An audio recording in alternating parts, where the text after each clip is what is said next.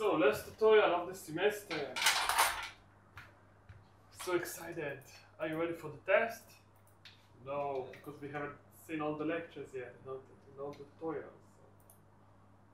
So you will be ready. Today we're going to talk about the hydrogen atom. Basically, when we talk about the hydrogen atom, we're solving the easiest problem in 3 dimensions. This problem is basically a nucleus, like a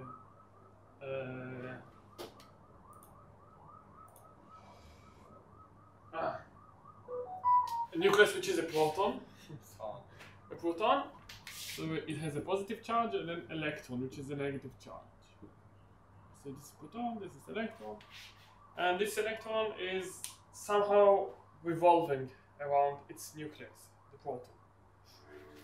אומר, Yeah. ניתאי אמר שהוא מתעכב בשתי דקות, זה שאם אנחנו יכולים לחכות לו רק רגע. הוא שלח לי וואטסאפ, אני אומר מה שהוא שלח לי. Okay, there's a request to wait another 2 minutes, so I'm gonna give it another 2 minutes, because why not? Which courses do you take now? This course and static mechanics. Statistical mechanics. Yeah, and complex systems. Of Wani. Yeah. So it's like this, like the basic course, and you take another 2 more advanced courses, in a sense. Yeah. Which one is your favorite? Hard to see. Hmm? Cause this course is the easiest. This course is Yes. Yeah, I know statistical mechanics with stats. I really love the course. I really enjoy the course, but it's so hard. Yeah. It's so hard. Like only when you learn to the test, you like starting to understand stuff truly, and then you get like a 60. Yeah. It's a really hard course, but it's really good one. I really enjoy it. And complex systems I haven't taken yet, but maybe next year. אומר, איך אתה עם פייתון? איך אני עם פייתון? לא כמו ChatGPT. כן, אבל ChatGPT לא עזר לי. מה? לא, זה סתם משהו, כאילו, זה יותר גרפים וכאלה. עם מתפלוטים. כן. אם עשיתי את זה? כן, עם מתפלוט. זה עם נטוורק SN, כאילו עם נטוורק. טוב. אתה טובים בשטויות האלה או שפחות? מה השאלה? פשוט ניסיתי לעשות איזה משהו, וזה יצא הכל מבולגן. איך? אחרי זה. אתה מבין שאתה יכול לעשות את כל מה שאתה אומר לי, פשוט לדחוף את ChatGPT והוא יפתור את זה מה שעשיתי. כאילו אתה יכול לקחת צילום מסך. כן. זה לג'יט מה שעשיתי, ועדיין הצ'אט מתחרפן, וניסיתי לסדר את זה ידנית, זה לא... Okay, the hydrogen atom. We have a proton, we have electron. The electron surrounds the proton in some manners. When I say it surrounds the proton, it's not like a point moving around it, it's like a wave function, like a probability density. The correct way to think about it is as a cloud of probability of the electron. It's in a lot of places at the same time, and when you measure it and find it at some specific place, so first of all, it's like you change it to a delta function, the wave function, and second of all, you don't have any clue what's its momentum because of the Pauli exclusion principle. Because the uncertainty principle. Okay.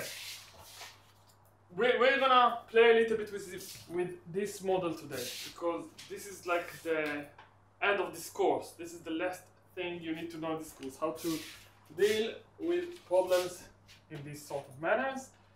It's not very difficult. It's almost nothing new in a sense. We use the same tools we know, with a little bit of more a little bit more complex algebra maybe, but not truly. Like if you do it smart and easy, usually it's not like very hard or very challenging. But it is because it's the end of the semester and everyone is tired. So, basically, we know that the Hamiltonian is the kinetic energy plus the potential energy. This is equal to p squared over 2m plus v of hydrogen at atom. And this v of hydrogen atom is just a central potential because there is only a radial potential between the proton and the electron. We also assume we are from the point of view of the proton, of the nucleus, meaning that all the system is like, has a symmetry, a potential, like all the forces is only inside or outside in a sense, because it's central, because they want to get closer to each other, so it's like an inside potential. So it goes like, it's equal to 1 over 4 pi epsilon naught E squared over R. E squared because positive E for the proton and minus E from the electron. We can just write it as minus K E squared over R for shorter notations. So our Hamiltonian is P squared over 2m minus K E squared over R. And because this is a central potential, we know that we have a conservation of momentum. Therefore, we can take this Hamiltonian and write it as P R squared over 2m radial momentum plus the angular momentum L squared over 2m R operator. So here it's an operator, operator, operator, operator, operator, operator, and then minus K E squared over R operator.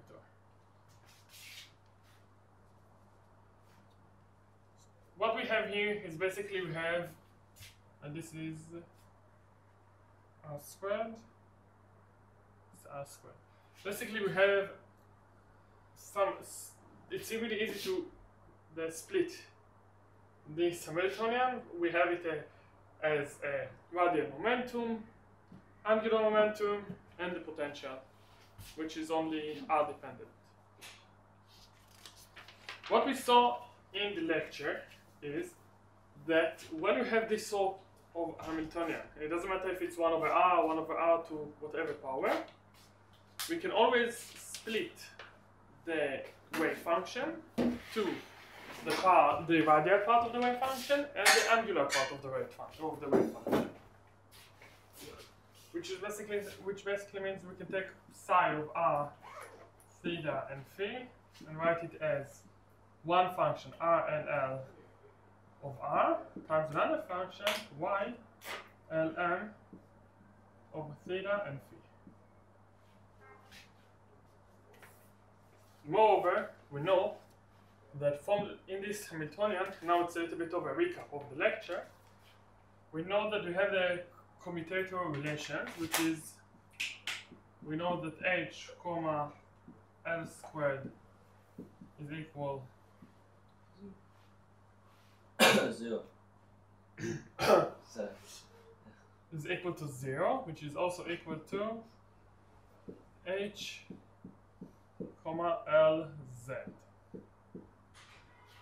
Meaning we can measure both the angular momentum and the Hamiltonian, which means the energy of the system at the same time.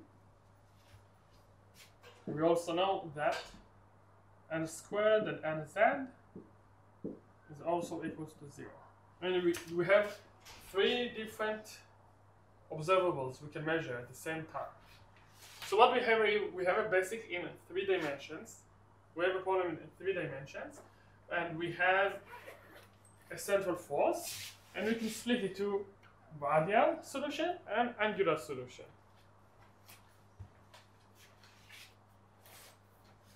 we can also denote, we have here three quantum numbers, which are n, l, and m. Those are called good quantum numbers because they are orthogonal, they span the bases, they are really helpful for us to explain and describe our problem.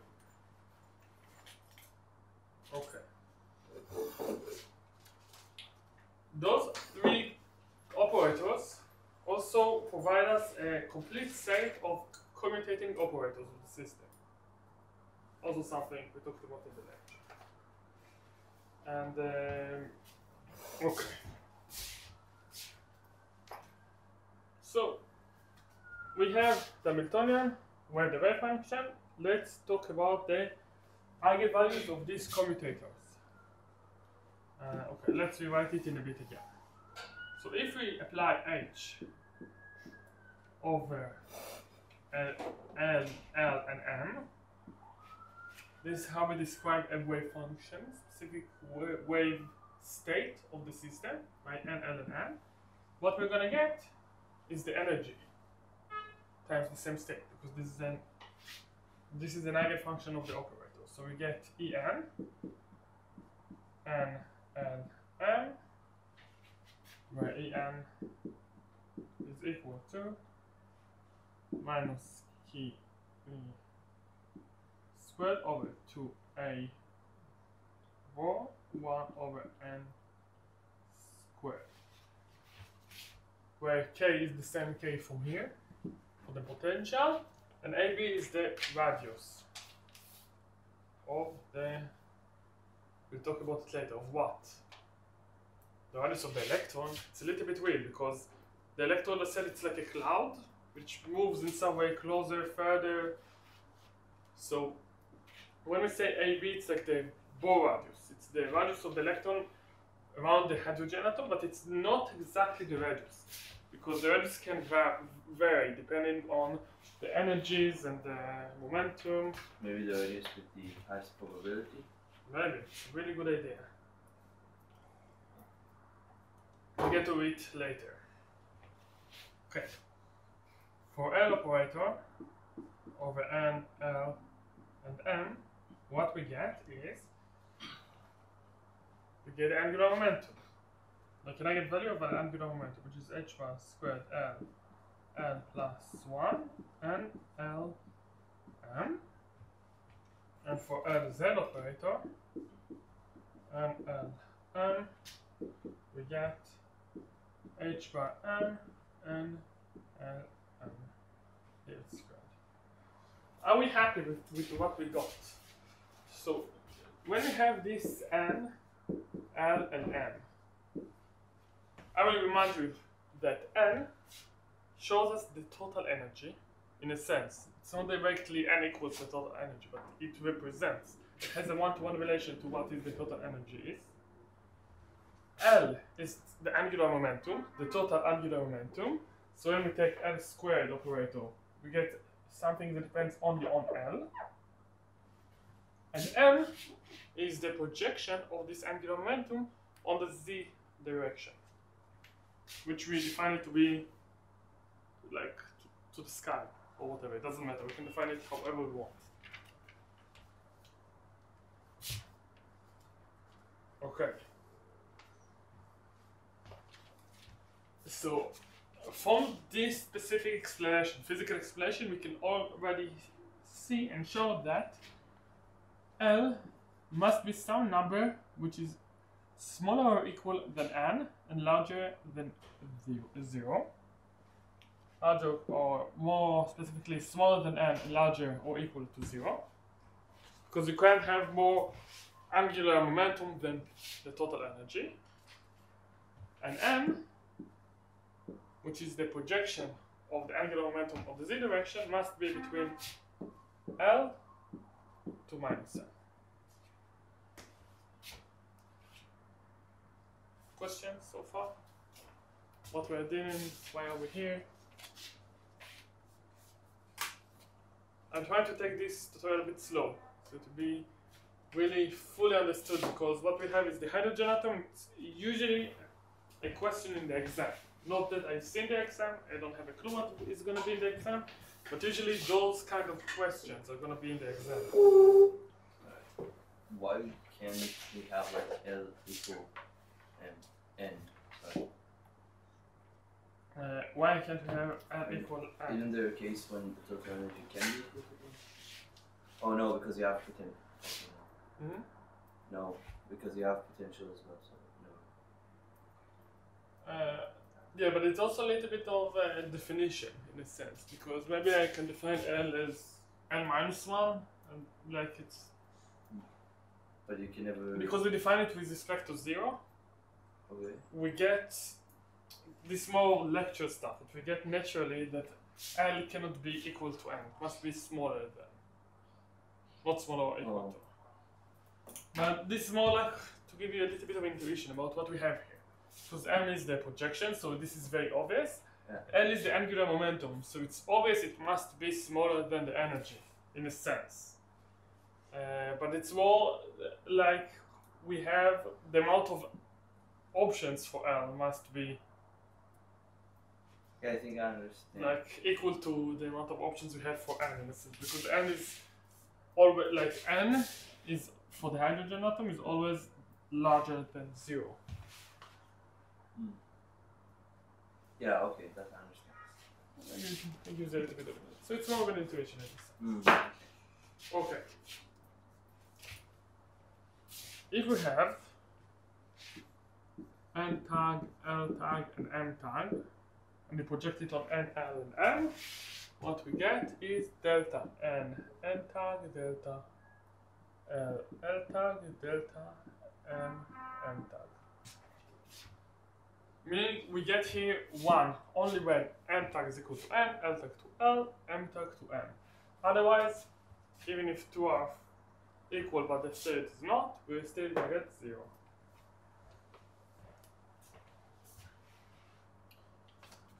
Okay. Because those are really good quantum numbers and they span a basis in the Hilbert space and whatever, we can write any kind of wave function. Any psi can be written as a sum over N equals 1 to infinity over L equals 0 to N minus 1 and over M equals minus L to L, some coefficient A N L M of N L M. Meaning we can span any function using these spaces. Where if we only consider A, N, L, M, and we take all the sums, we should get 1 from normalization. If we take it squared. Understood what I said right now? Yeah. Okay. Basically, it's what I said is that psi is equal 1, must be equal 1. You can open all the sums and work it out if you want. Okay. So, as I said a few seconds ago, the ground state is going to be equal to 1, 0, 0. Meaning we have some energy, but we have no angular momentum at all. This ground state is going to be very interesting later also. But before, let's talk a little bit of what are the first excited states. Yes. Yeah. If you have no angular momentum, does that mean that the ground state just falls into the nucleus? No, because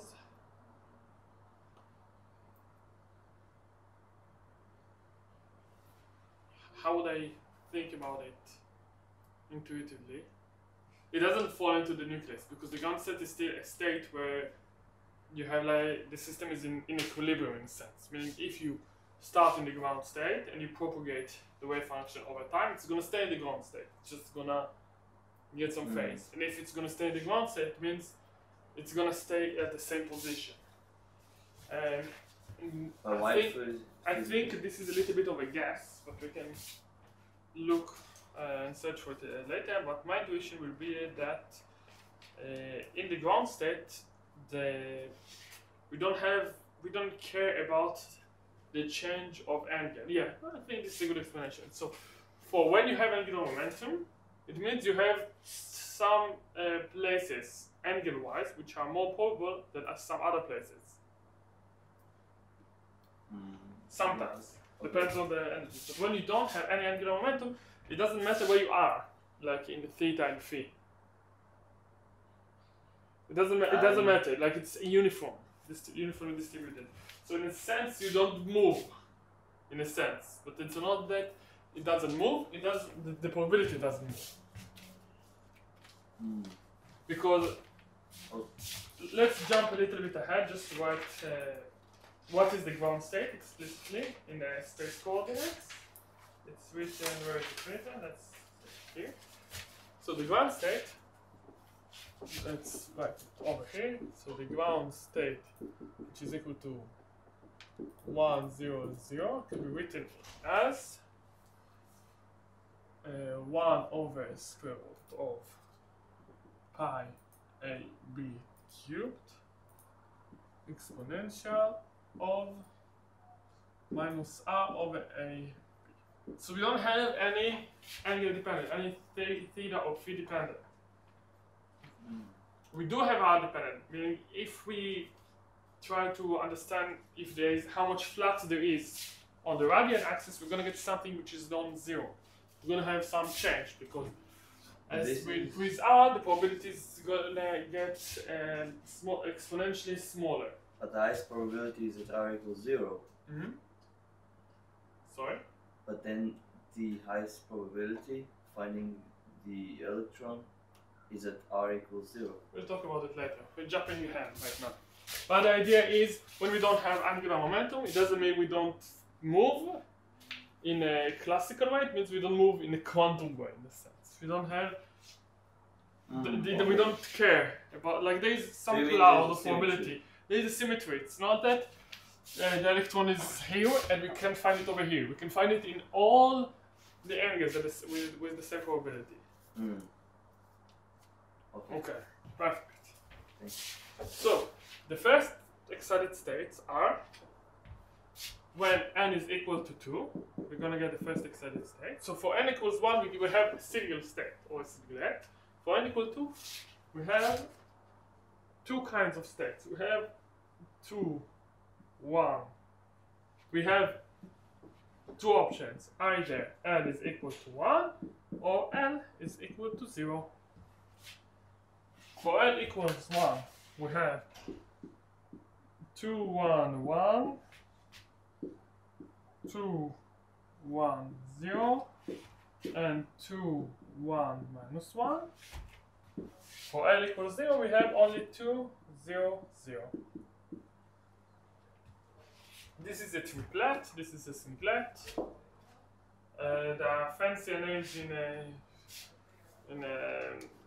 chemical physics or in chemistry. We call these 2s, we call those ones 2p, and this one we can call it 1s.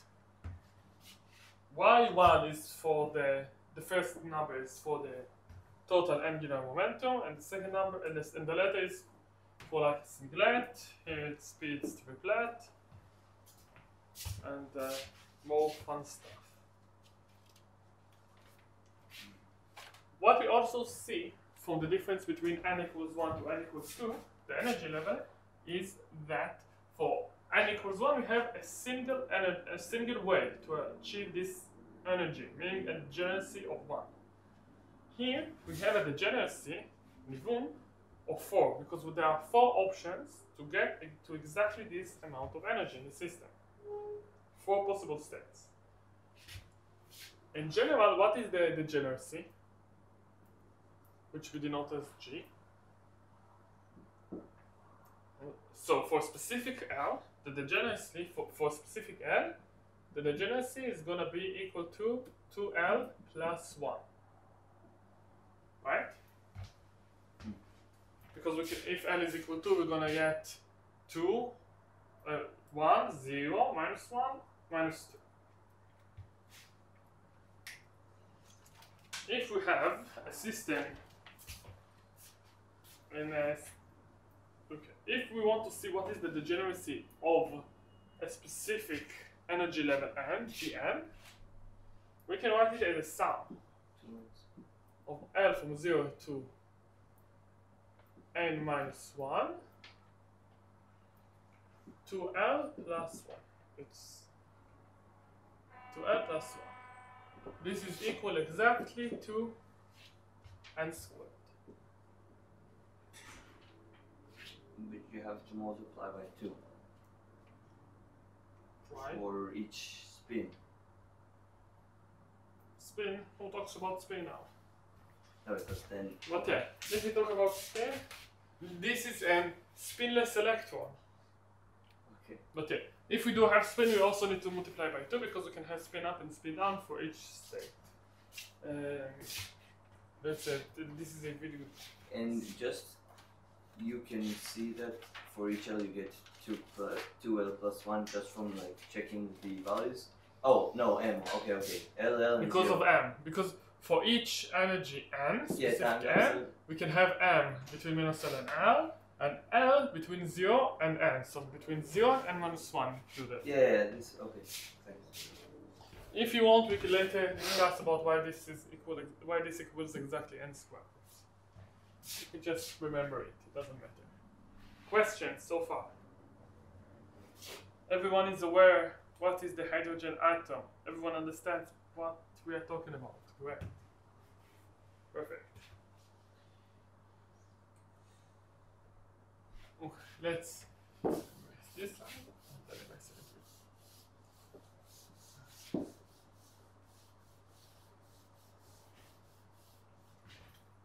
I just don't understand why the fuss around the singlet and triplet and stuff.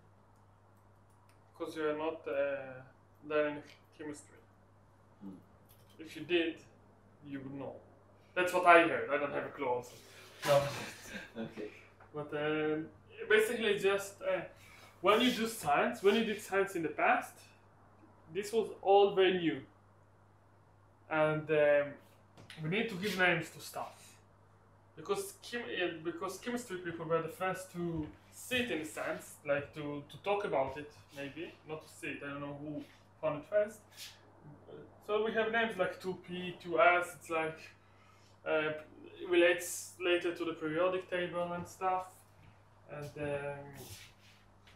I'm not an expert in this field.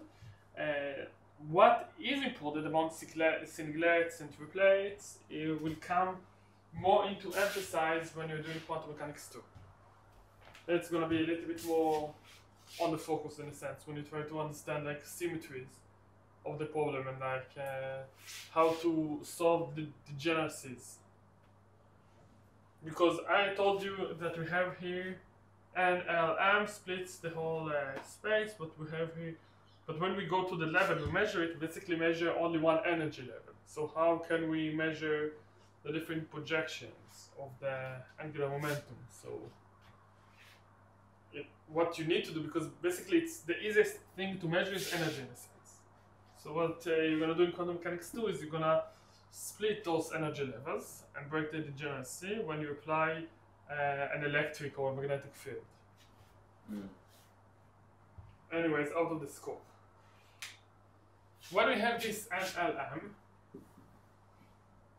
we can project R vector on it. I mean, we get the representation of R and L of R times YL M of theta and phi. So basically, when I write it this way, when I write R and L of R and YL M of theta and phi, I mean a projection of the space vector on the quantum numbers. Okay. Now, remember how YLM is like a really complicated function we shouldn't really understand?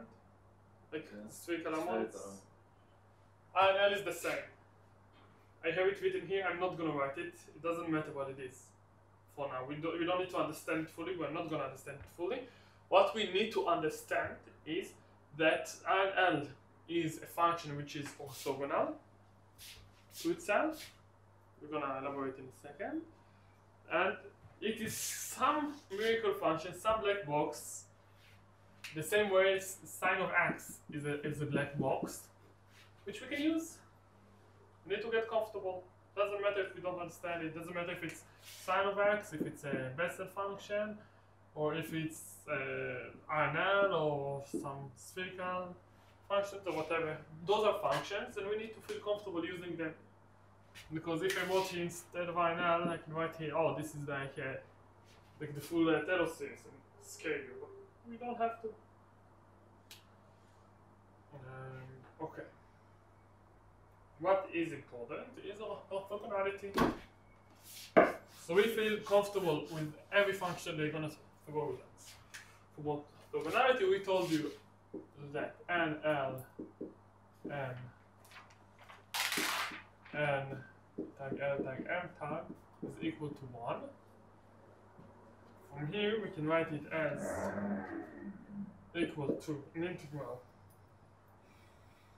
from 0 to infinity r squared dr, an integral from 0 to pi sine theta d theta, an integral from 0 to 2 pi d phi of r and l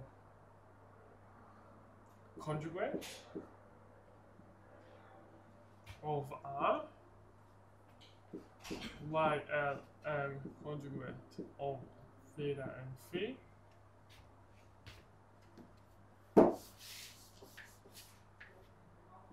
r n tag l tag of r y l tag m tag of theta and phi.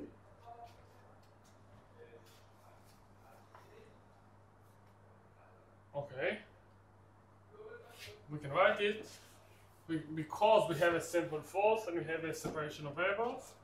We can simplify it by writing an integral from 0 to infinity. Let's write the r squared r and l of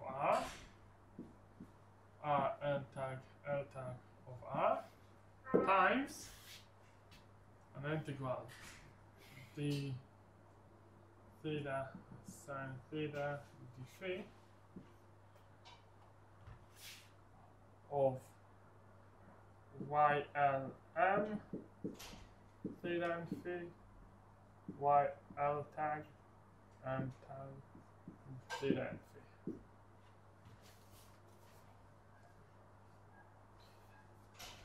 It's really common practice to call this d omega. Because what we have here is in a sense some angular differential which we sum upon. So we just call it d omega. It's not scale, it's just d omega. Right, great. Because now we can use the orthogonality of the spherical harmonics and then divide. Exactly, and we know that this is equal to delta L tag, delta M tag. So this is equal to delta N tag, delta L tag.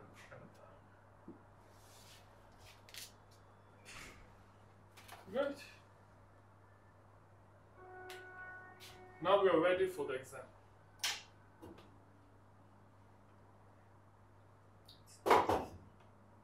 Okay, what we will have in the exam? In the exam we will have something which is basically, let's take what we had in the first part of the lecture and apply it for some examples. Let's do it.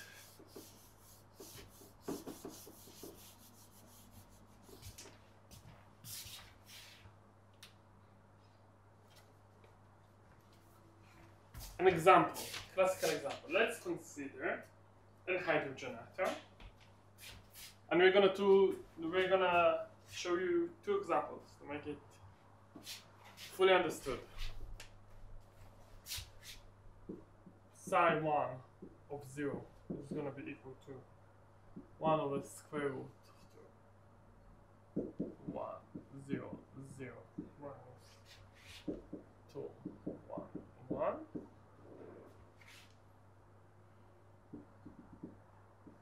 Sorry, 2 of 0.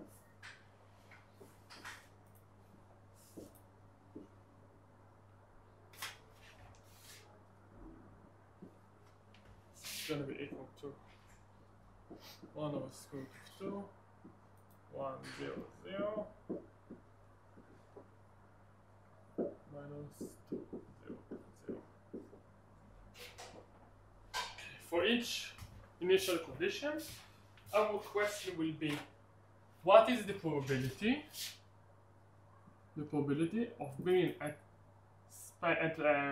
of the electron to be found at distance r at time t?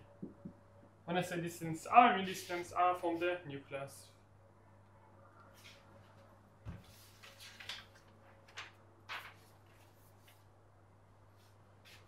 I want you to think about how we approach this.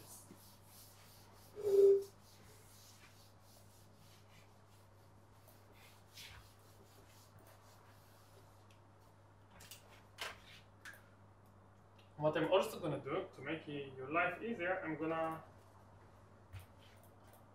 write on the side here some future references to solve this problem. So I'm gonna write it. What is R10 of R?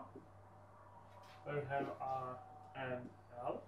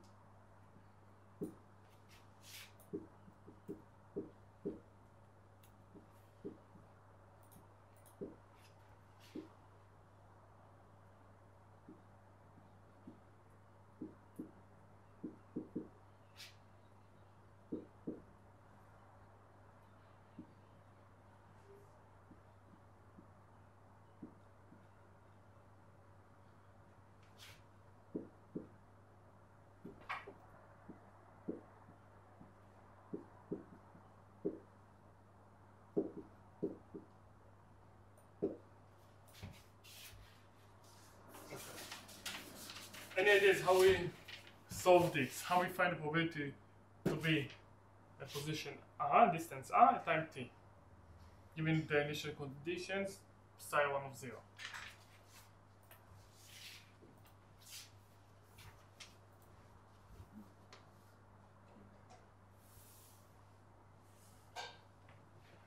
Let's start writing it a little bit more rigorously. So what we need here,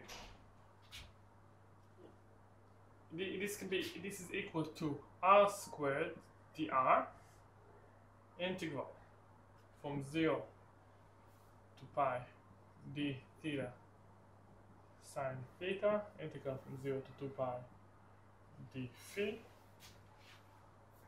psi of r theta and phi and t squared.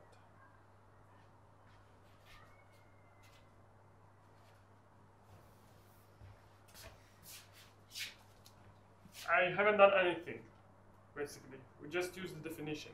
So the probability to, because if you're gonna take, we know that if I'm gonna take an integral. But you always have, like, from what I see, symmetry in the solid angle, don't you? Mm-hmm. Don't you have, like, symmetry in theta and phi? Why? For 1, 0, 0, I have, but for 2, y, 1, maybe not.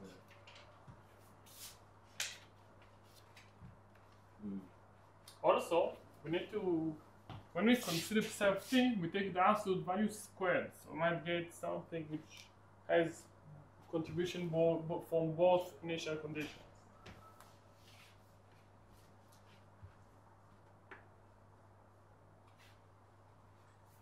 Okay, how do we solve it? So this is like the hardest part in quantum mechanics 1. You have this question, it's really hard to understand what we need to do. So when we approach those kind of questions, first we try to write whatever we know. We know that we can always write probability of R and T. It's just the integration over all. Okay, because if I'm gonna write, let's start it. If I'm gonna write what is the probability of R, theta, phi, and T. This is just equal to the wave function of R, theta, phi, and T. Absolute value squared, right? Now I don't care about theta and phi, so I want to integrate over all space. That's what I need over here. And because this is probability density, so what I need here, I need the R, the theta sine theta, the phi. If I want to talk about probability, and not probability density. This is probability density, this is probability. The difference between probability and probability density is clear, right? Yes. I do it slow on intention because I want you to understand. Yes. Shouldn't it be R squared? Yeah. Of course. There is. Great.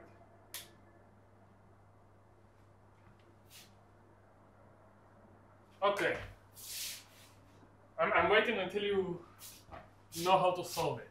I'm gonna give you the time to think about it. So if we want to write here psi of R theta phi of T, so let's consider psi 1 of T. How can we write it? We need to propagate it over time. Because we are in the NLM basis, it's really easy. Because all we need to do, we need to write 1 over square root of 2, then e to the minus I, e1 over h bar t 1, 0, 0, minus e to the minus I, e2 over h bar t 2, 1, 1. Just don't understand why you have two wave functions. Just give them to me like. We're going to do two examples. Hmm. Two examples we're going to solve. Oh. Okay, this is the first example. Later we're going to solve this example. Because it's a really important exercise. So. Oh, now you just multiply it by the conjugate and then you see what is left and then you do the integration? Yes, exactly. הקלה, לא? זה לא פשוט הקלה? לא, זה יהיה מכפלה פנימית פה, כאילו, כן. אבל עם עצמו. מטרה עם עצמו זה סיכוי. כן. נכון, ואז אני... So yes, basically we project it onto itself, or find the probability. And then, what we're going to do, we're going to integrate over all of phi and theta, because our question was, what is the probability to beat some values r after some time t?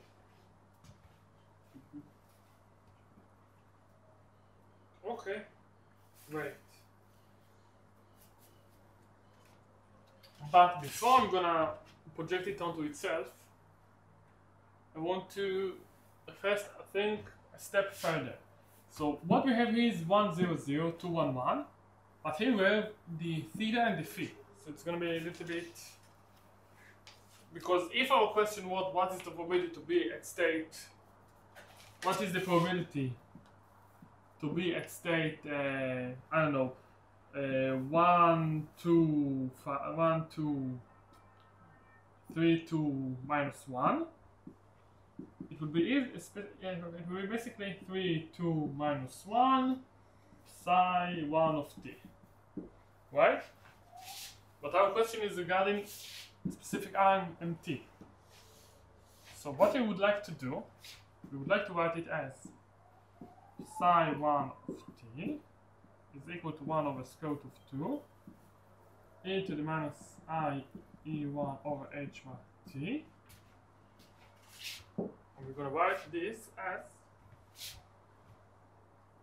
r1 0 of r, y 0 0 over theta and phi.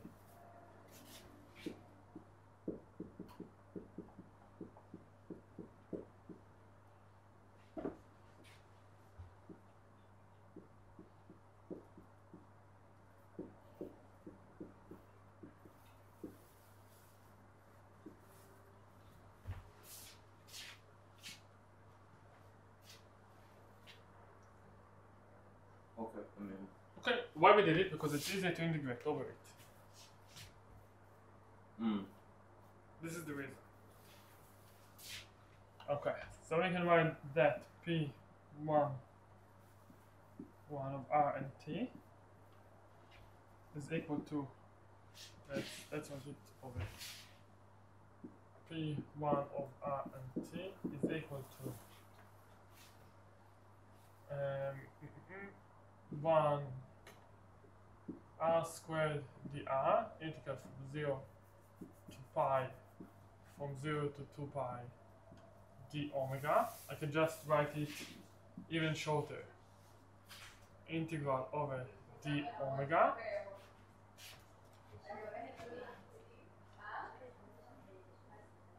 We can take the 2 outside.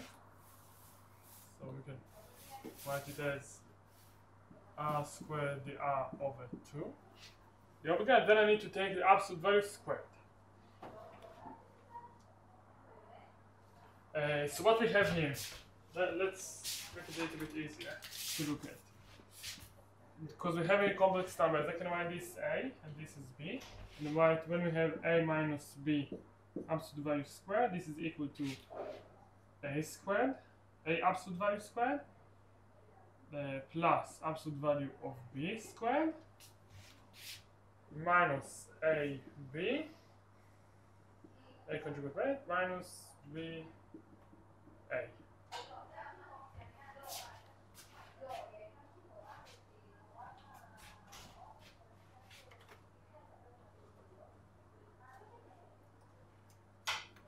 If I just plug a and b to here, let's write it again to the left, so P1 of R and T is equal to R squared over 2 dr integral d omega. We're gonna get R10 y00 squared plus R21 y11 squared minus R10 R21, and another point is all the R functions are real. So like the sphere harmonics can be complex, but R cannot. But I can write a complex conjugate, it doesn't matter. Y00 y11 complex conjugate of e to the minus I e1 minus e2 over h bar t minus R21 R10 y00, we can write y11 y00 complex conjugate e2 minus into minus I e2 minus e1 over h bar t.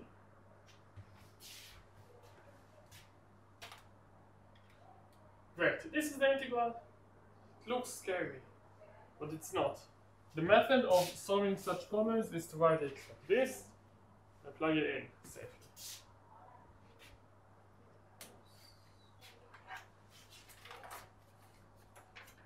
You mix between the e minus and the exponent. So the exponent you get outside of the integration. No, I know, but I mean, if you have the conjugate of R10, then you took a star, and then it should be e to the plus I e1. So you need to switch the R10. If you conjugated that one, then you took a star. Okay, so we can have here plus and plus.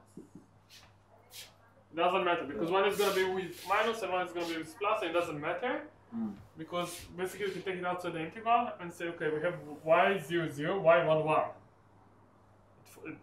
Orthogonal. It dies. Also the R dies. Doesn't matter. It has two reasons to die here, two reasons to die here. What about those expressions? Well, not really. In R, you wouldn't die because you do not integrate. So correct. Amazing answer. So, what Nitai, right, told us is that R would not die here because we do not integrate over R. Only the Y, only the spherical coordinates die right now because we integrate only over the spherical axis coordinates. This R squared over 2 dr, and we can write it as R10 squared integrate over d omega y00 squared plus R21 squared times integral d omega y0 y11 squared. This is equal to 1. right, fishing how. This is equal to 1. 1. Great. Now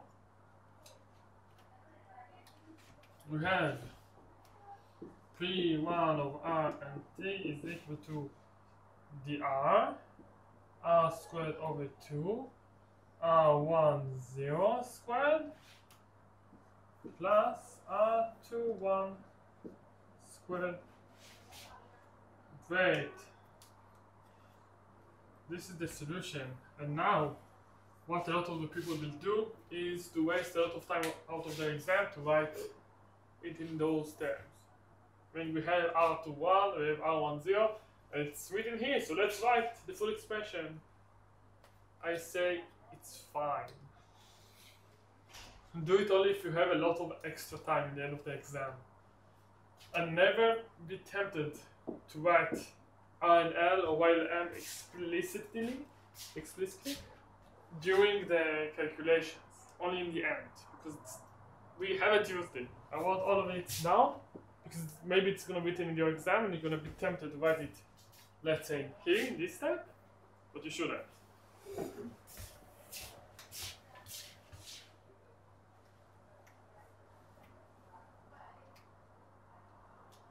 Wait, why you said that those won't die like the others? Because I can write, which one? It doesn't matter, right? Let's take this one.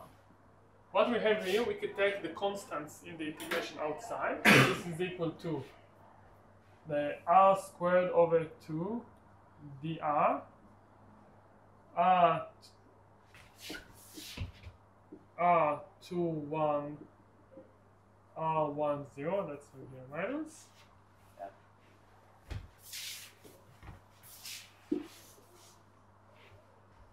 This is not right.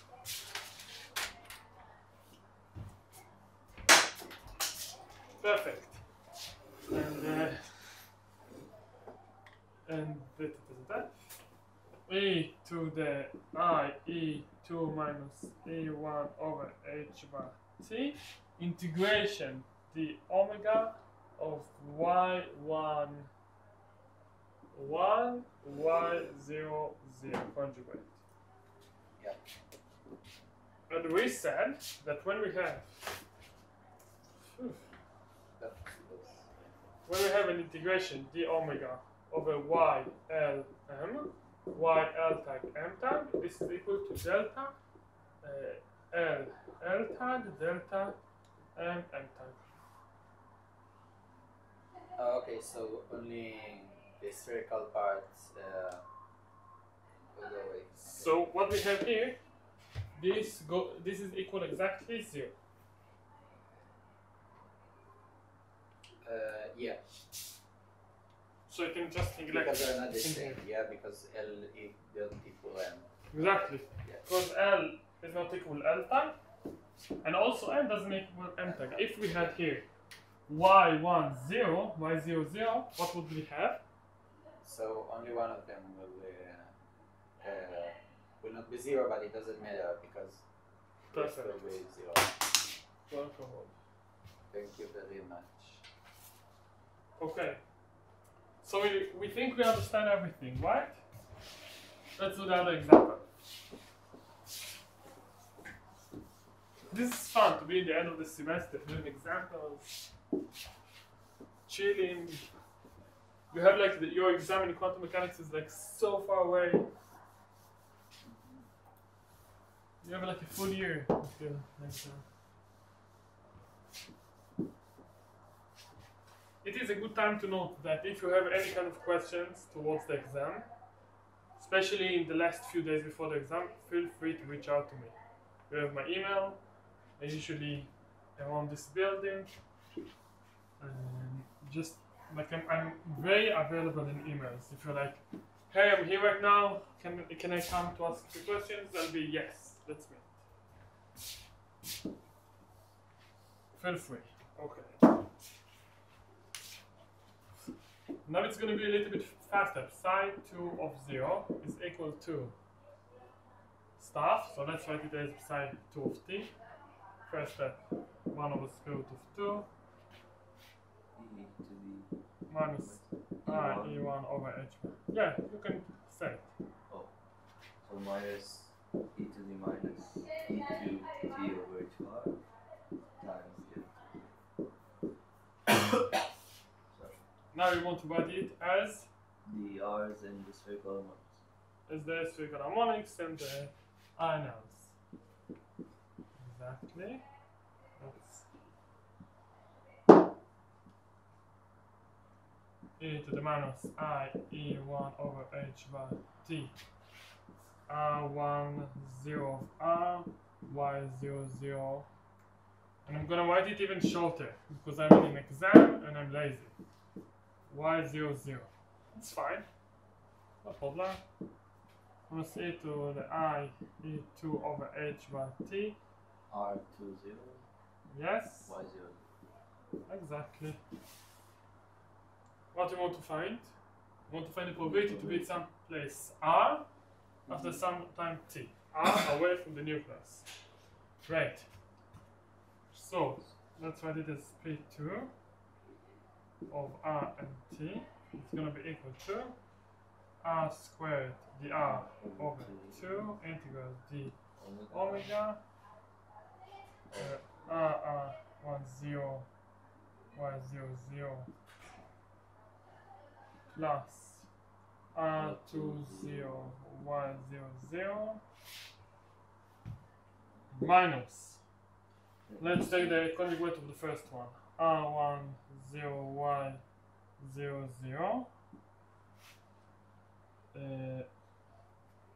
R20 y00 times e to the minus I e2 minus E2 e1. minus E1 of h bar t. Great, minus. E1. R, sorry. I can just write one R0 Yeah, and y00. 0, the y0 0, R20 y00 e to the minus I E1 minus E2 over h bar t. Yeah. It's clear what we did right here. Did it a little bit fast. Same. But it's good to do it a lot of times. Hopefully also in your homework, right? Yes, of course. You especially need to do your homework. Yes. I need help here. In any case, what we have here, Now you I can write it as r squared dr over 2. And I'm going to do an it. oscillation. Hmm? We'll get an oscillation. Let's see. Let's solve. Let's make it easier. So this one is obvious. We can just write R10 squared plus R20 squared. Right? We can do it. Minus an integral d omega. And I can write it as y00 y and But here you get an absolute one. yes, y00. And here I can write all the other stuff. Yeah. which is R10, R20 e to the minus I, let's call it delta E over H bar T, plus R10, R20 e to the plus I delta H. e to the I delta E over H bar T.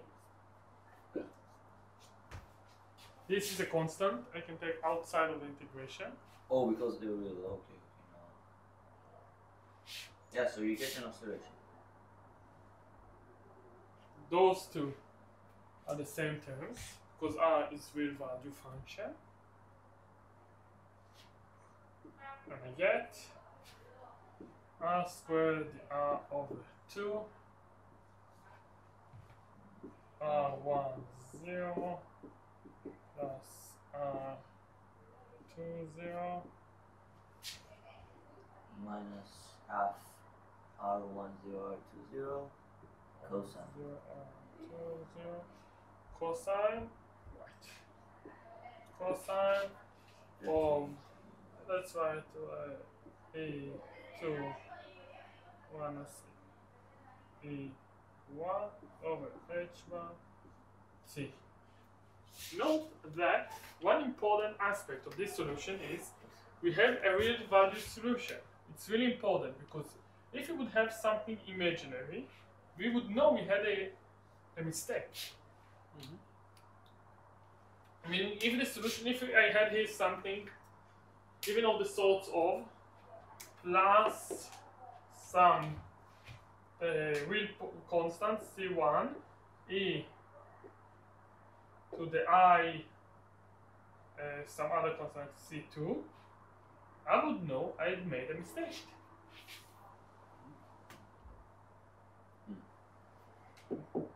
And even if I don't have any time in the exam, I would write here mistake.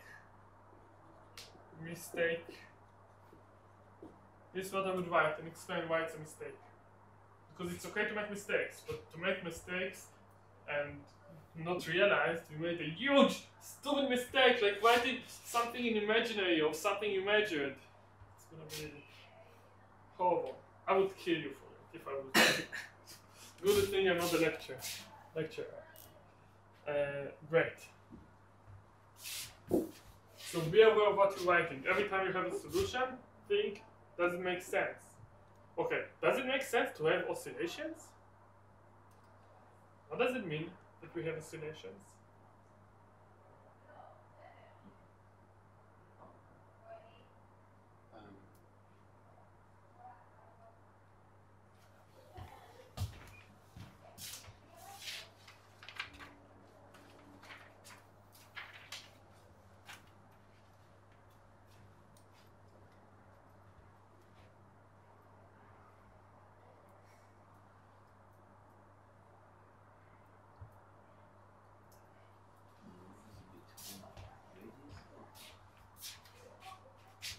So we have here oscillations, and that depends on the difference between the energy levels. Maybe that's The reason we got it is because we had the same spherical functions.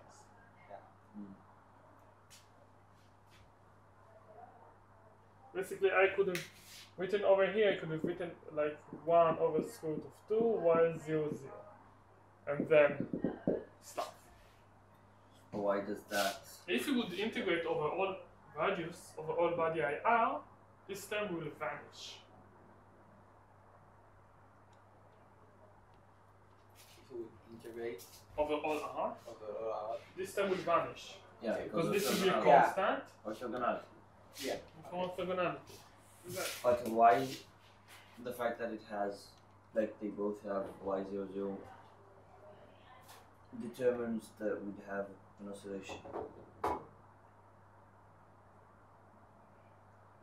I mean, the way I see it, maybe, I don't know if it's true, then it's like the electron might switch between energy levels.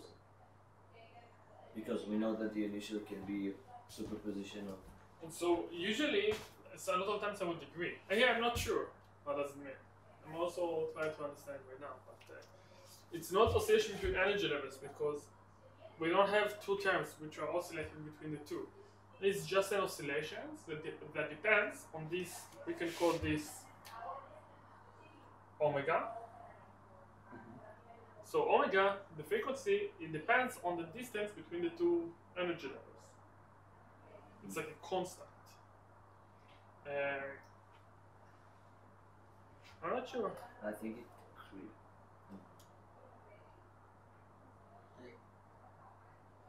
Basically what it makes, the system, it makes it be, instead of a constant over the radius, it has some evolution over time. Sometimes it's more probable to be in specific radii, and then some other times we're gonna have other probability. It's interesting.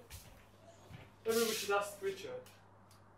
He might give us some physical intuitions. It's an interesting question. because it reminds me like Yeah, but a lot of times what we have like some state A times cosinus omega t plus some other state B times sinus omega t.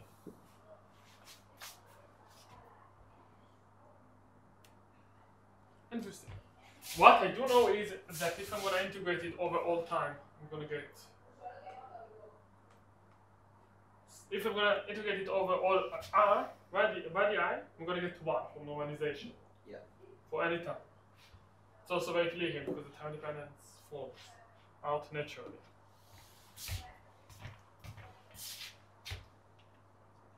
Okay. Great. but I don't If you would integrate by time.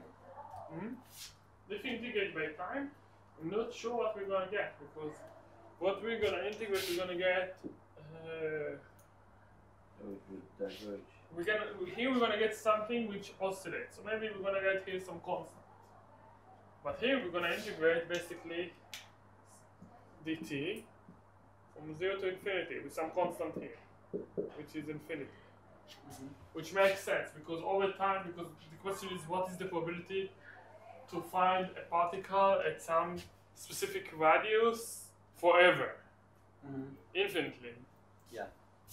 Not, it's okay, it doesn't have to be well defined over time, it doesn't have to be normalized over time. It's not what we're doing here. How do the units work? I mean, you have Which unit? kilogram in the Here? cosine. You have kilogram Cosine? m squared. E is energy. Right, so kilogram m H squared bar, over s yeah. squared. H bar is angular momentum, It's, which is it's m E, squared H bar units of omega. E is kilogram is h bar times second. times omega. 1 over second. Omega is 1 over second. Oh, okay. Frequency is 1 over second. Tal.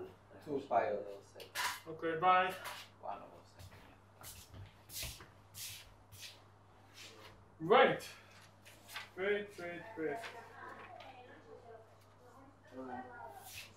That's very cool. Questions? No.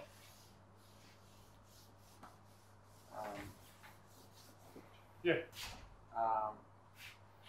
Time like the part with the cosine.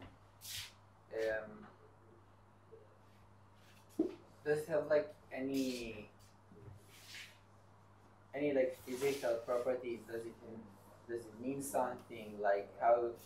I can understand that we Most get of the that times I can because explain what it means. Here I'm not sure. yeah, I'm able because to say something I'm not sure. yeah. But this is a great Okay. question to ask Richard. Okay. Maybe I'll ask him also.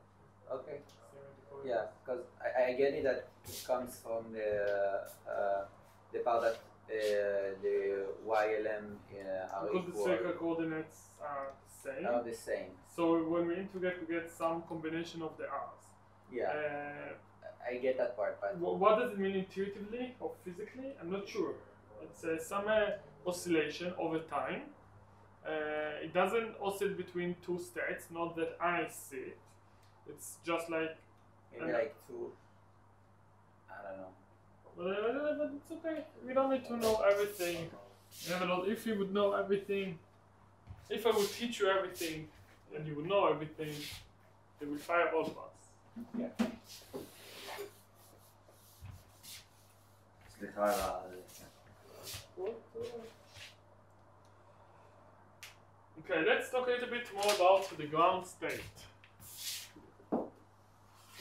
It's conveniently written up here, the ground state, and we want to do a little bit of a mathematical exercise to see how likely is an electron to be found inside the nucleus of the proton. Meaning, what I draw before I draw, okay, we have some proton and we have some electron. And you said, okay, the highest probability to find it is going to be in where I is equal 0, right? Yeah. So we're going to try and talk about this question exactly. How probable it is for the electron to be found in inside the proton. We're going to assume the radius of the proton is B. So that's... we have some... The radius here is B. Such that B is way smaller than AB. We know this as a fact. So we can use it. Great. So our question is, what is the probability, let's write it down here, probability of R smaller than B?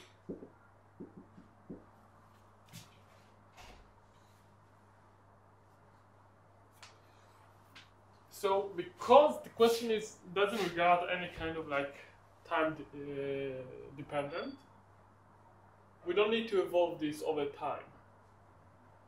But if it would have been like, what is the probability to be slightly smaller than B after some time, we could have just multiplied over here, or multiplied over here and calculate. But most likely it wouldn't matter, because we can take the absolute value squared. This is equal to an integral from 0 to B, dr r squared, psi 100 squared. Great. Also the omega, of course. The omega. Psi 0 100 squared. Okay, we don't have any theta or phi dependent. So we can take 4 pi outside. So we have 4 pi over square root of pi AB to the third. An integral from 0 to B. dr r squared e to the minus r over AB.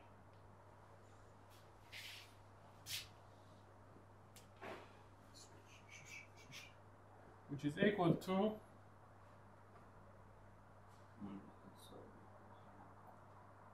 you can solve it by integration by parts, I don't care. 1 minus 1 plus 2 b over ab plus 2 b over ab squared.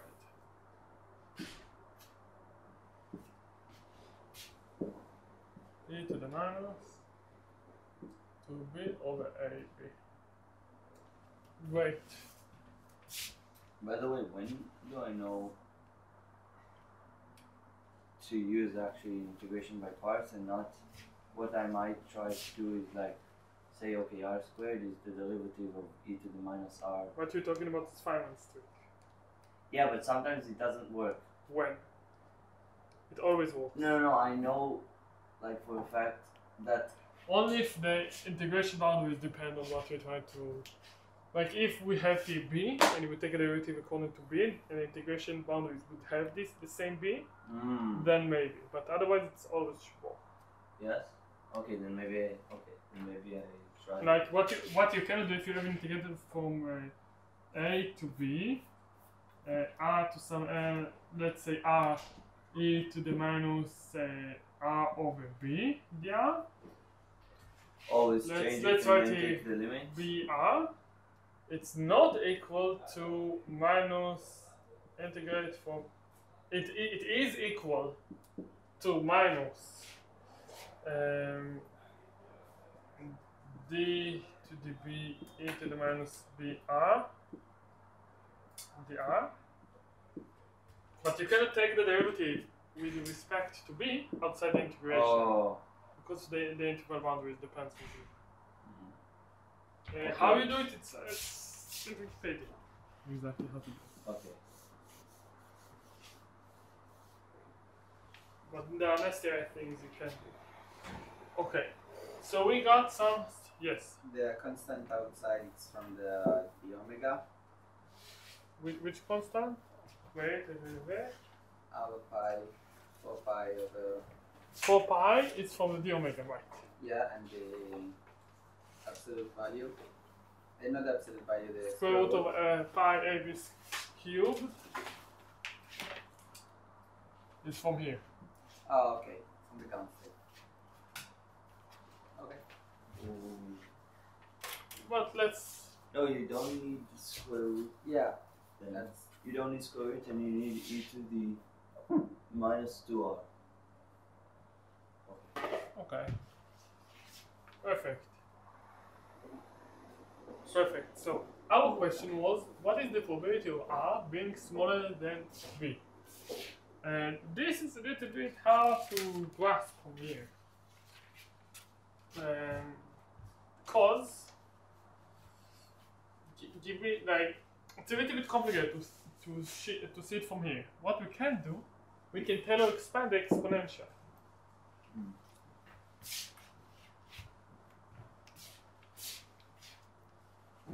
I mean, you can just say, okay, if like b is smaller than ab by magnitude, you can just say the exponent is 1. No? Make sure that sorry? If you say We that can. b- But And then if you we just say get the a zero. exponent is 1, You I can get- say this, I must say this is 1, Yeah, you get just a 0. and get 0. Okay, good. But what does it mean? It means that the probability for the first leading term, which we are not going to take 0 as a leading term, because it's a horrible leading term, Oh, the probability of being smaller than the nucleus is 0. well, Let's Okay. take another order. Let's take another order. We can just write it as 1 minus 2b over ab, and take orders up to b over ab, and that's it. They have here a lot of higher orders. They need the higher orders. Why? They need the higher orders. Okay, great. So you can write it as plus. Let's write minus.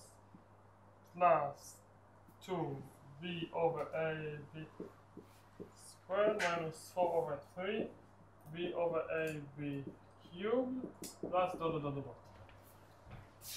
It's important to note that here I didn't have any approximation. This is exact. Here we took a lot of terms because we need all those terms. I'm not gonna. What we need to do here is we need to multiply each term with the other. We will get that when we multiply 1 here and 2 here, because of the minus, it's gonna cancel out. And also a lot of terms are gonna cancel out. I'm not gonna do it right now. wait, there should be a 6. 6 minus 4 over 6. You get 3 factorial.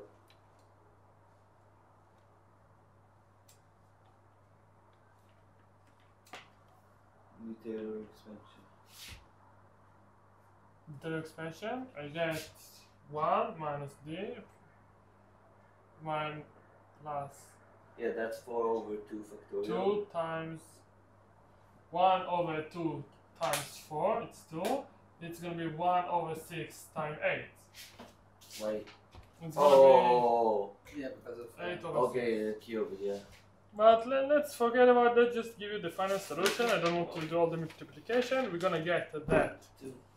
this probability is gonna go like 4 over 3 b over ab cubed. Because b is equal to 10 to the minus 15 and ab approximately. And ab is approximately 0.5 times 10 to the minus 10. What we get here is 4 over 3. Let's forget about the 0.5. Let's just have an order of magnitude. Here we have 10 to the minus 15. Here we have 10 to the minus 10. So we have 10 to the minus 5 times 3, which is equal to 10 to the minus 15. So the probability to find it is approximately 10 to the minus 15, which of course, by very leading order, is going to be 0. How did you? The reason Okay, I is, trust you. and your question is okay, but here we can clearly see that the highest probability density is going to be when r is equal to 0, right? Oh, but we need the הקוביין. Yes, Changes. yes, and moreover, the values of the nucleus is very, very small. Hmm. 10 to the minus 15. So even if we don't need the Jacobian, take this in the integration between 0 and 10 to the minus 15.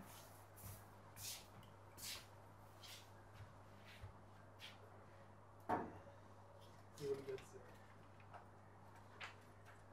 Oh.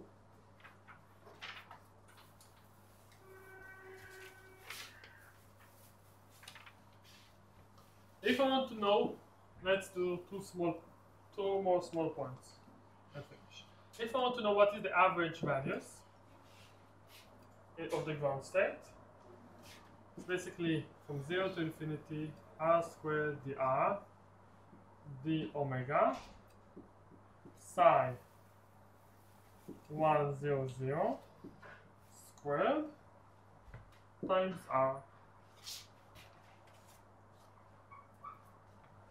And it's equal to 3 over 2 AB. Meaning, the average radius is not the bow radius. The bow radius will be actually the most likely radius, and not the average radius of an electron in the ground state. How can the average be not the most likely? Oh, like in a yeah. Let's give an example. Yeah, in a game cube. This is the most likely. The average could be infinity. Yeah. Hmm.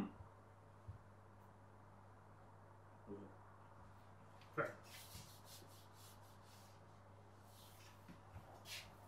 How do I calculate the most likely?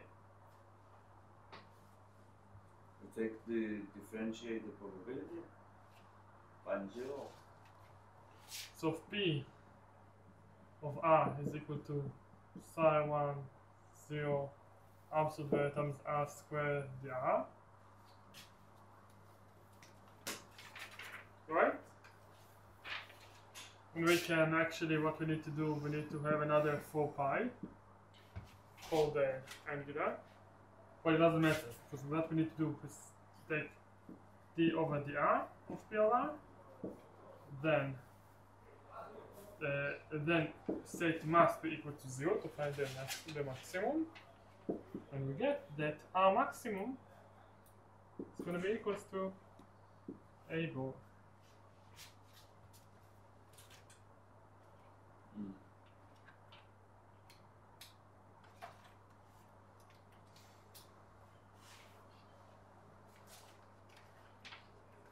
Questions?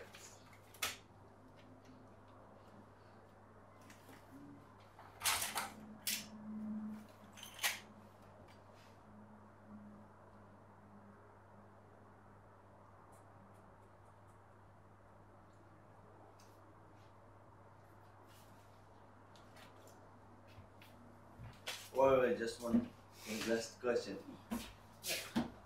Well, does that mean that the expectation value of R, This is in the ground state. it doesn't give us indication of how the electron would actually behave like? Because it's not the highest probability? No. No. What your question is, can we learn something about the behavior of the electron from the average value? The answer is yes. Can we learn everything from it? No. The same question is going to be like, can we learn something from the most probable location? Yes. Can we learn everything? No. Okay, let's do a little bit of mathematical. No, but like mathematically, I understand why. Mathematically, if we want to describe a function, we can span it with some basis. For example, we can do Fourier transform spans the full basis of any kind of function, right? Yeah. Another way to describe a function, specifically when we talk about PDFs, is the moments. Meaning, if I know what is f, like if we know a specific PDF f of x, What is okay? PDF again? PDF probability density function. For example, wave function is a PDF. Okay. It's gonna be the same Wave as knowing function x. Square. And never mind. No, the function. It's the same as knowing the Fourier transform, f of k. If I know f of k, I know f of x. Yeah. Those two are the same as knowing all the moments, m1, m2, up to m infinity, all the distribution. Where mi is basically x to the power of I, average. To the power of I. That's also m0. How do we know that? Like, How do you know that Fourier transform spans the full basis? no, but how do I know the moments? How do you know the moments? I can prove it. Yes, from the Fourier transform. How do we know the moments for it? Fourier transform is a moment generating function, actually. I'm gonna show it in a few seconds, but reply to your question. But first, what I want to say is that if we know all the moments, if we know the average, the variance, and so on, all the moments, I know exactly the function. I mean, if I know only parts of the moment, I know part of the function. And a lot of the times, the first two moments are sufficiently good to describe. For example, it's going to describe exactly Gaussian. You know the first two moments. For your question, why the moments span a basis? Because you agree that Fourier transform spans a basis, right? Yeah. This is not part of the course. Yeah. But I can write f of k. This is an integration dk e to the I kx f of x. Right? Yeah. This is equal to dk. No, it's the integral over dx. Right. Yeah. Oh. Perfect. dx sum over I kx to the power n over n factorial from n equals 0 to infinity f of x. Right? Yeah. This can be written as the sum over n equals 0 to infinity. And I can take stuff which I don't care about. For example, I k to the power of n over n factorial. Yeah. And we get here dx, x to the n, f of x. This is equal to sum over n equals 0 to infinity. So you know all the I moments. k to the n factorial. X to the n moment of x. Where the zero moment is going to give you the normalization. Okay. The first moment is the average and so on. So I know that if I can go further away and say that if I want to know what is the nth moment or function, I can just take d up to some constants. I need to take dn of f tilde of k to the k to the power n, and then take k to be 0. Up to some constants. Let's write it like this. Yeah. And I can keep on and on and on.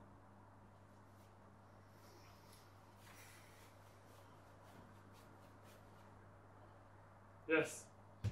I mean, I understand this, but like mathematically okay, but physically, Which part?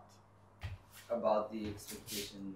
Yeah. Okay, back to quantum mechanics. Yes. Yeah. If I know that the maximum probability, meaning for each electron, the highest probability of measuring at a given R, well, for Let's assume the PDF, which looks like this.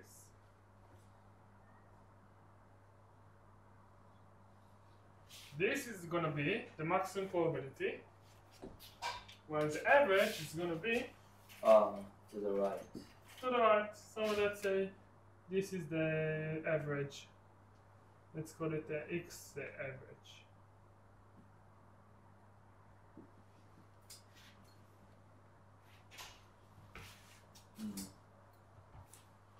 So it's like looking only on the maximum is basically Looking on each of those two observables are of high interest. They give you a lot of knowledge.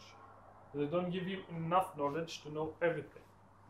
If knowing the average or the most likely. Also, you can do a similar trick when you take all the derivatives, I think. And if you can say, oh man, doesn't make sense how taking all the derivatives. So basically, I told you all the moments define you the function. Here, all the derivatives define you the function. So, and this is only at the point k equals 0. This is important. It's more complicated, but basically, you get a lot of information from the first moment, from the second moment. and we can just ignore it. Okay. Most of the times, especially if you look at this full series, and you take k to be small, which corresponds to the large x behavior. I'm going way out of this course, but basically, most of the times k can be considered as a small parameter, Okay. and then all the higher moments are going to be less and less important, because this is just a finite number. To the power of n. This is k to the power of n. Usually k, we talk about cases, but this is not some general thing. But if k is small, Actually, I can prove you the you central have limit theorem. uncertainty in x. What? I can prove you the central limit theorem from here, very easily. Basically, when I take k to be small, which corresponds to large x, Yeah. I can take the first two moments. I'm gonna get, and I'm gonna get the Gaussian, but I'm not gonna do it. I don't want to. It's too far outside of this course. So just the moral of the story is that I can just ignore the other stuff if I only look at the maximum, because then it means that I ignore the rest of the system. Yeah, like knowing the maximum gives you some information. I agree that if someone tells me the most probable x is going to be 4, I'm going to think of some bell curve around 4. This is going to be my first intuition, but Yeah. Okay. it doesn't have to say this is what I'm going to have necessarily. Just like a first intuition. So it's good as a first intuition, but it's not good as a final conclusion. Okay. And just the second question is like the electrons in different energy levels can be in the same radius actually. So it's not like the Bohr's model where we have definite No, this is what I told you. This is not a ball moving around another ball. This is a cloud of probability which might change over time, might not. Yeah, I know, but then like clouds of higher energy levels can actually even have like collision with lower energy clouds.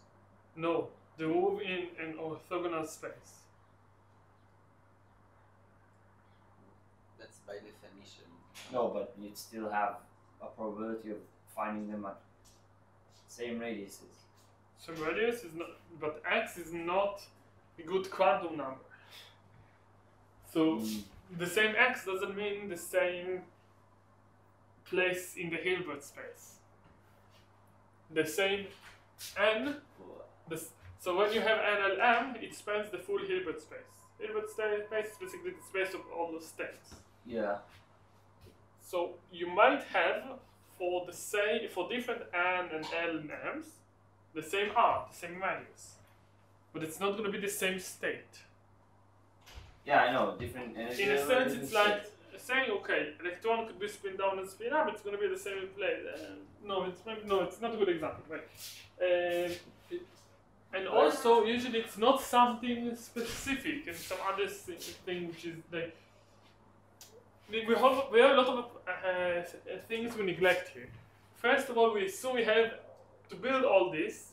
We assume we have a single electron, so we cannot have two electrons at the same place. That is here in our system.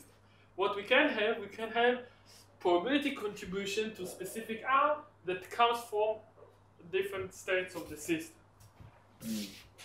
No, because the way I imagine it is, all of a sudden, like in an atom, let's say, with, I don't know, 2 electrons. Oh, maybe our description is not correct because it's not like hydrogen atom. Yes, this is Because I think specifically about it hydrogen atom.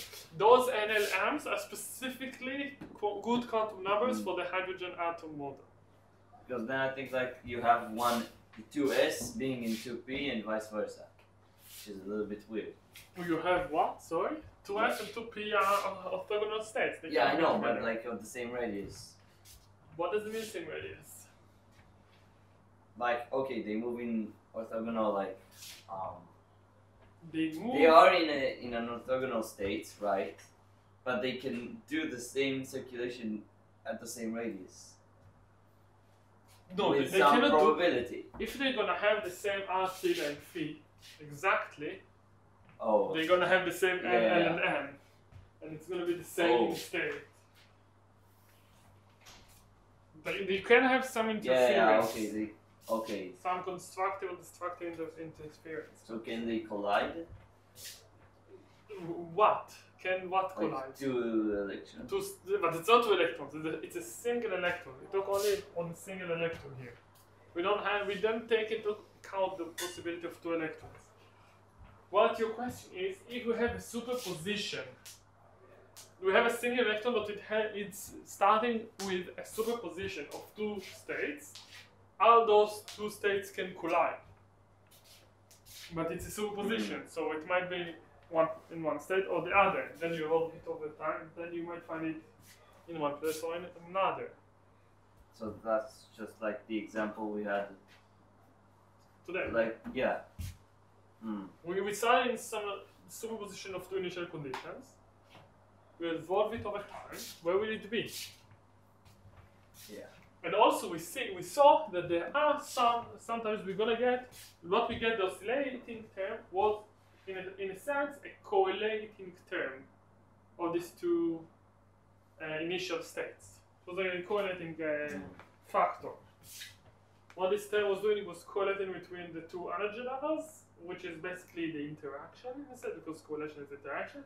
But it's not something that you can think about it in a very classical way. And also you need to remember, I'm not an expert, I'm not a professor of quantum mechanics, I'm not even searching quantum mechanics to my master's degree.